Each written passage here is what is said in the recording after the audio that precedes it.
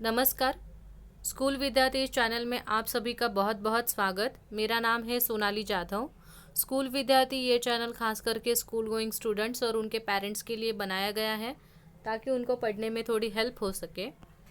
आज हम देखने वाले हैं स्टैंडर्ड है 10th हिंदी लोकवाणी, मतलब जिनका हाफ संस्कृत है या फिर हाफ उर्दू है उनके लिए हाफ हिंदी होता है, जिसको संयुक्त हिंदी भी बोला जाता है या फिर हिंदी लोकवाणी ऐसे भी बोला जाता है। उनके लिए ये वीडियो है। आपका अगर ये हिंदी नहीं है तो आप इस वीडियो को अगर नहीं देखेंगे तो भी चलेगा। पोयम नंबर है 8, ऐसा वसंत कब आएगा। ये हमारी पोयम है। आज हम ये देखेंगे ऐसा वसंत कब आएगा। वसंत यानी कि स्प्रिंग सीजन, बराबर।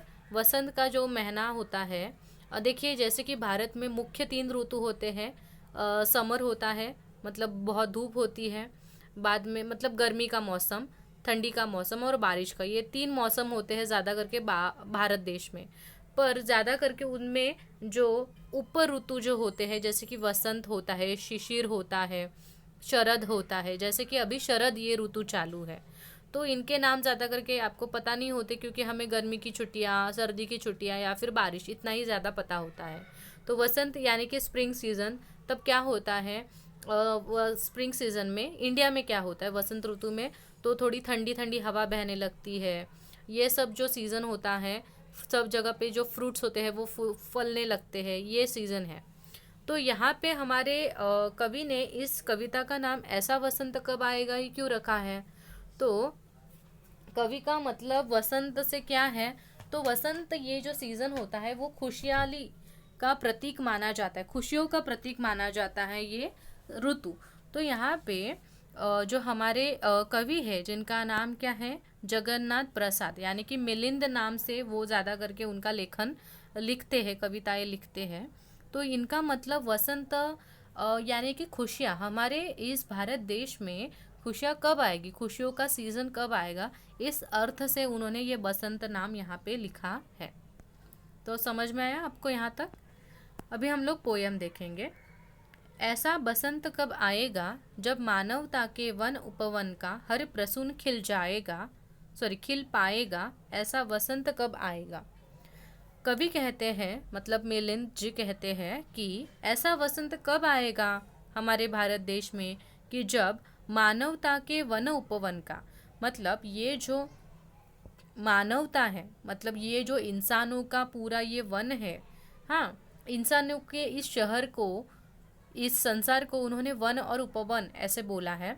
तो वहाँ का हर प्रसून खिल पाएगा। प्रसून का मतलब क्या होता है, प्रसून का मतलब फूल होता है, ठीक है। तो यहाँ पे कवि मिलिंद जी बोल रहे हैं कि भारत में ऐसा वसंत का ऋतु, ऐसा खुशियों का सीजन कब आएगा कि वन का या फिर उपवन का हर एक एक प्रसून, मतलब हर फूल खिल जाने, हर फूल खिल जाएगा, बराबर। ऐसे मतलब हमारे भारत में, भारत देश में ऐसा कब होगा कि सबको समान अधिकार मिलेंगे, सबको समान सुविधाएं मिलेंगी, ठीक है। ऐसा इसका हिडन मीनिंग है, मतलब छिपा हुआ अर्थ। एक्चुअल में अगर आप लाइन टू लाइन, मतलब वर्ड्स टू वर्ड्स देखेंगे मीनिंग, तो आपको लिटरली मीनिंग यही मिलेगा कि वसंत ऋतु ऐसा कब आएगा कि जहाँ हर जंगल का, हर गार्डन का हर फूल खिल पाएगा, ऐसा वसंत ऋतु कब आएगा। पर कवि को क्या ये बोलना है, क्या नहीं। कविता हमेशा 2 अर्थों में होती है, एक सामान्य अर्थ होता है और एक हिडन मीनिंग, जिसको हम लोग गुप्त, मतलब जो गुप्त मीनिंग होता है वो होता है, मतलब इसके पीछे का अलग एक अर्थ होता है। तो दोनों भी अर्थ हमेशा आपको समझ के लेना है, तभी आपको कविता समझ में आती है।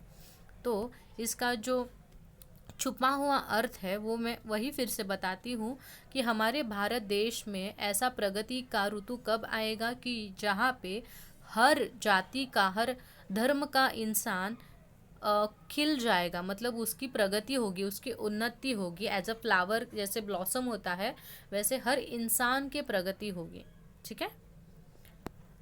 आगे है, लड़कर अभाव के पतझड़ से नवसर्जन रण में विजयी बन, सुख सुविधा रस के सम वितरण का पा नव यौवन मय जीवन, हर मनुज कुसुम संतोषमयी मुस्कान मधुर बरसाएगा, ऐसा वसंत कब आएगा।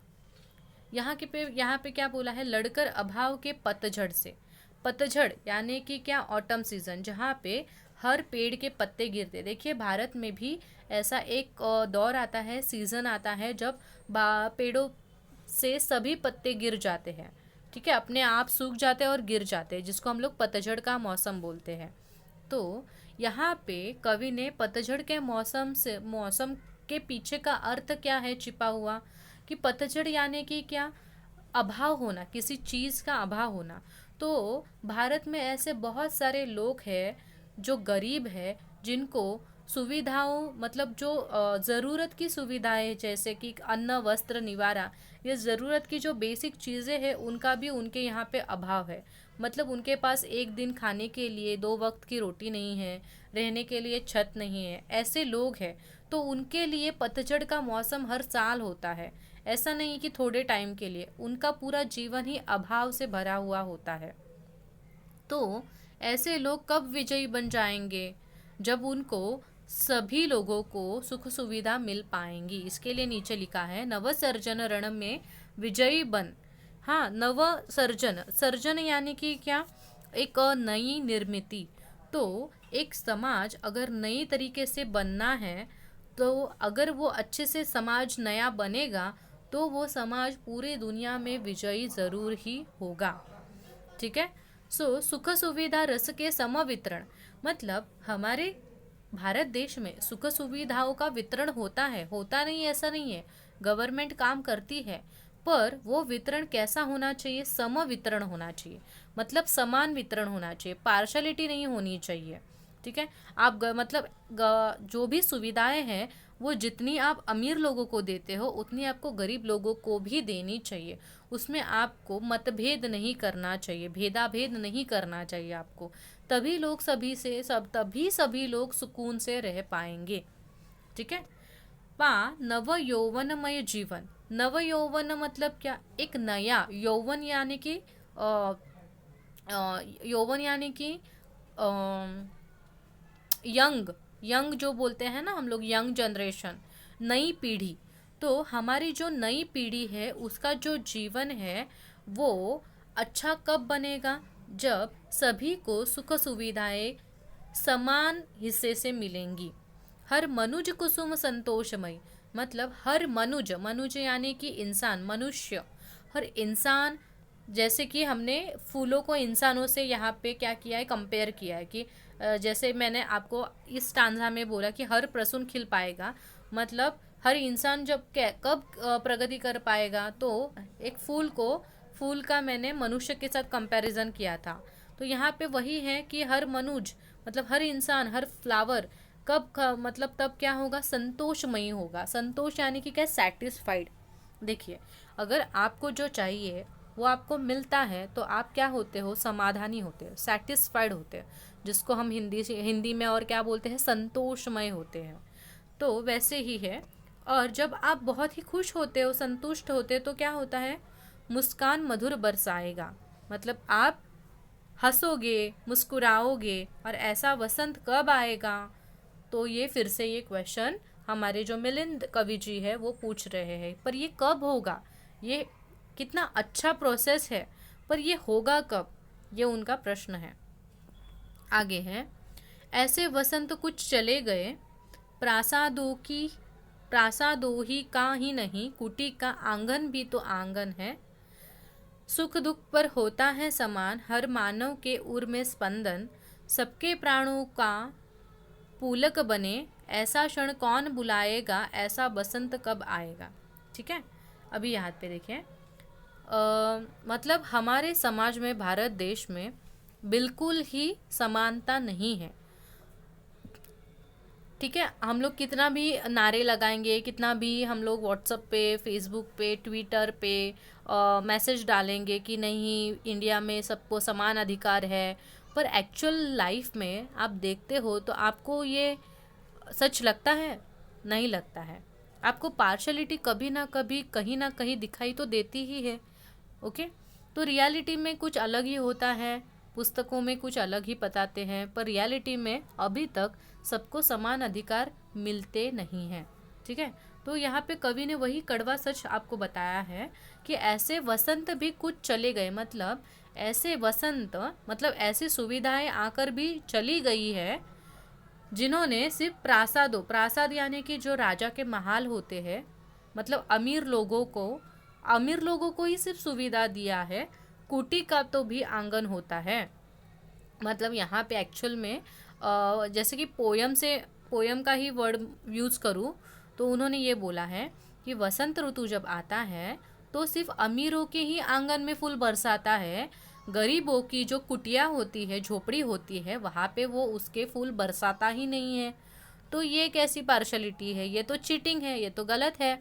अगर वसंत ऋतु आया है तो उसको अमीर लोगों के घर पे भी फूलों को बरसाना चाहिए और गरीब लोगों के फूल आंगन में भी फूलों को बरसाना चाहिए, क्योंकि गरीब लोगों का भी तो आंगन होता है, नहीं होता है क्या? तो इसका पीछे छुपा हुआ अर्थ ये है कि जब भी गवर्नमेंट या भारत सरकार जब कोई सुविधा अनाउंस करती है लोगों के लिए, तो वो सिर्फ अमीर लोगों को ही क्यों मिलती है, उसका फ़ायदा अमीर लोग ही क्यों उठाते हैं? गरीब लोगों को भी उसकी ज़रूरत है, तो उनको भी वो मिलना चाहिए। ठीक है। तो यहाँ पे पार्शलिटी नहीं होनी चाहिए।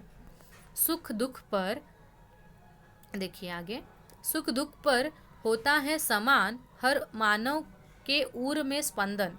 देखिए, इंसान गरीब हो या अमीर, सेम तरह का दुख और सुख उसको महसूस होता है। ऐसा नहीं है कि अमीर है तो उसको ज़्यादा दुख नहीं होगा, कम दुख होगा, गरीब है तो उसी को ज़्यादा दुख होगा, ऐसा नहीं है। देखिए, सुख के लिए और दुख के लिए सभी समान होते हैं। ठीक है। ऐसा कोई नहीं है कि बाबा अमीर है तो उसके पास दुख नहीं है, उसको भी दुख होता है कुछ ना कुछ, और वो उतना ही गहरा होता है जितना एक गरीब आदमी के अंदर होता है। तो अगर हर इंसान के लिए सुख और दुख में उसके जो स्पंदन है, उसकी जो दिल की धड़कन, उसको स्पंदन बोला जाता है। उर यानी कि दिल की जो धड़कन होती है उसकी, वो अगर समान है तो सबको समान खुशियाँ देने में हर्ज क्या है? हाँ, ऐसे वो कवि बोल रहे हैं। सबके प्राणों का पुलक बने, ऐसा क्षण कौन बुलाएगा? पुलक यानी कि क्या? प्रेम। मतलब अगर हमें प्रयत्न करके सबके प्राणों को अगर हम प्रेम कर सकते हैं, मतलब सभी के जीवन में, सभी के प्राणों में अगर हम आनंद, पुलक यानी कि क्या? आनंद, अगर हम सभी को आनंदित कर सकते हैं तो ऐसा क्षण कौन बुलाएगा, ऐसा वसंत कब आएगा? तो ये कौन करेगा? ये सभी आपको बातें अच्छी लगती है सुनने को, आप एग्री होते हो, सहमत होते हो, पर ये ऐसा करेगा कौन? किसी को तो करना होगा, ऐसे कवि बोल रहे हैं।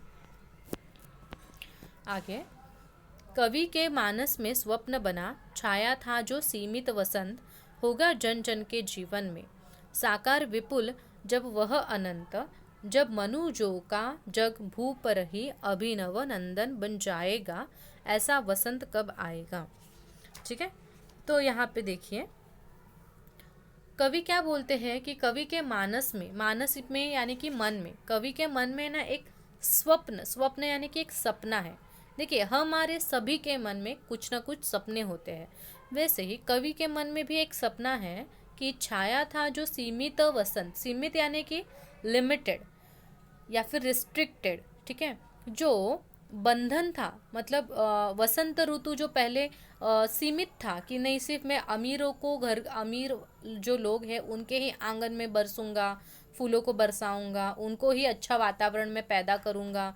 तो ये जो वसंत पहले सीमित था, मतलब गवर्नमेंट में जो पहले का ज़माना था कि नहीं, सिर्फ जो अमीर लोग हैं उनको ही सब सुविधाएं दी जाएंगी, उनका ही मान सम्मान किया जाएगा। तो ये जो है ना, वो बंद हो जाना चाहिए।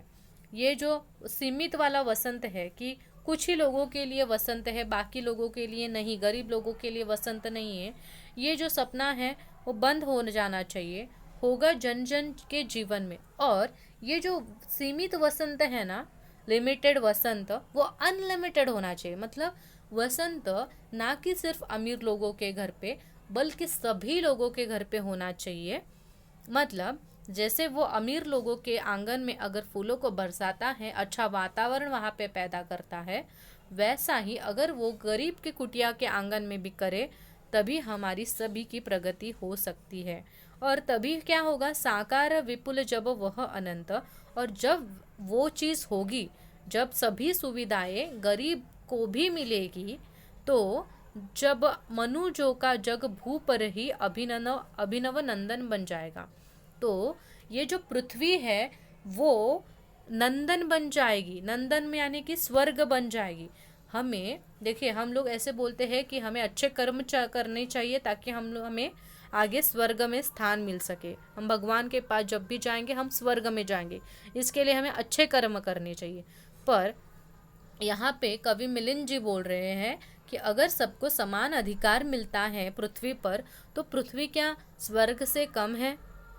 पृथ्वी हमारी स्वर्ग ही बन जाएगी। पर ऐसा वसंत कब आएगा? पर ये जो वसंत है वो ऐसा वसंत कब आएगा जो सबके लिए होगा, जो कभी पार्शलिटी नहीं करेगा। ठीक है, आगे। सबका समान रवि है, शशि है। रवि यानी कि सूर्य, शशि यानी कि चंद्र। मतलब हमारी धरती पर सभी के लिए सूरज सेम है, सभी के लिए एक चांद भी सेम है, बराबर। ऐसा है क्या अमीर लोगों के लिए अलग से सूरज उगता है, अलग प्रकाश देता है, ज़्यादा प्रकाश देता है? नहीं। सूरज और चंद्र मतलब चांद, दोनों भी अमीर के लिए भी वही है और गरीब के लिए भी वही है। अगर वो समान हो सकते हैं, सबका समान है मुक्त पवन। मुक्त पवन यानी कि वायु, जो वायु बहती है, जो जिससे हम ऑक्सीजन लेते हैं, तो अमीर के लिए अलग ऑक्सीजन होता है और गरीब के लिए अलग ऑक्सीजन होता है क्या? नहीं। तो हमारे लिए जो मुक्त पवन है वो भी समान है, सूरज समान है, चंद्र समान है। सारे मानव यदि मानव है और हम जो इंसान है वो सभी एक ही प्रकार के मानव है, सबके समान हो भूमि गगन, तो हमारी सबकी भूमि भी समान है। हम सभी लोग एक ही भूमि पर रहते हैं, हमारे ऊपर एक ही तरीके का गगन होता है, नीला गगन होता है। कब नवयुग ऐसी नव संस्कृति नव विश्व व्यवस्था लाएगा, ऐसा वसंत कब आएगा? तो अगर सब कुछ समान है, हाँ, नेचुरल चीज़ें अगर हम देखेंगे तो सबके लिए अगर नेचुरल चीज़ें, नैसर्गिक साधन संपत्ति अगर समान है, हर हम इंसान भी एक जैसे ही है, तो हम क्यों पार्शलिटी करते हैं अमीर और जो गरीब है? ये जो हमने बहुत गहरी खाई खोदी है, वो क्यों हम लोग करते हैं, वैसे बिहेव क्यों करते हैं हम? हमें एक नया संस्कृति, एक नया युग, नया संस्कृति लाना चाहिए जहाँ पे कोई अमीर नहीं है, जहाँ पे कोई गरीब नहीं है, सब इक्वल है। और ऐसा नया विश्व व्यवस्था में कब आएगा? और ये आने के लिए जो वसंत ऋतु है, मतलब जो अच्छा डेवलपमेंट है, वो कब होगा? Okay, clear? अभी हमारा लास्ट स्टांजा है।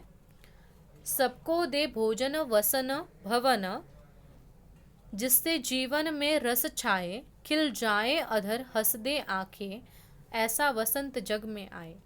ऐसा वसंत तो ग्रीष्म शिशिर में भी वसंत कहलाएगा, ऐसा वसंत कब आएगा? तो यहाँ पे क्या बोला है कि सबको दे भोजन। देखिए, हमारे मनुष्य की 3 बहुत ही इम्पोर्टेंट सुविधा ये है कि भोजन, वसन और भवन, मतलब 2 टाइम का खाना। वसन यानी कि वस्त्र, हाँ, रोटी कपड़ा मकान। भवन यानी कि मकान, बराबर। तो हमें खाना मतलब खाना खाने के लिए खाना चाहिए, पहनने के लिए वस्त्र चाहिए और रहने के लिए एक छत चाहिए। ये बेसिक नीड्स है हमारी, बराबर, जिससे जीवन में रस छाए। और ये 3 चीज़ें अगर आपके पास है तो आपके जीवन में रस है। रस यानी कि आनंद है। अगर ये 3 चीज़ें आपके पास होती है तो खिल जाए अधर। अधर यानी कि आपके होठ, लिप्स, ओके। तो आपके होठ जो खिल जाते हैं, मतलब आप, और आपकी जो आंखें हैं वो हंस देती है। एक्चुअली यहाँ पे उन्होंने थोड़ा सा विशेषण चेंज किया कि हम लोग ओठों से हंसते हैं और आँखों से देखते हैं, आँखें हमारी खिल जाती है, पर उन्होंने एक्सचेंज किया एक दूसरे के साथ। तो इसका मतलब एक ही होता है कि अगर आपके पास रोटी कपड़ा मकान ये चीज़ें हैं तो आप बहुत ही खुश महसूस करते हो, आपके जीवन में रस होता है, आपकी आँखों में एक प्रकार की खुशी होती है, ठीक है।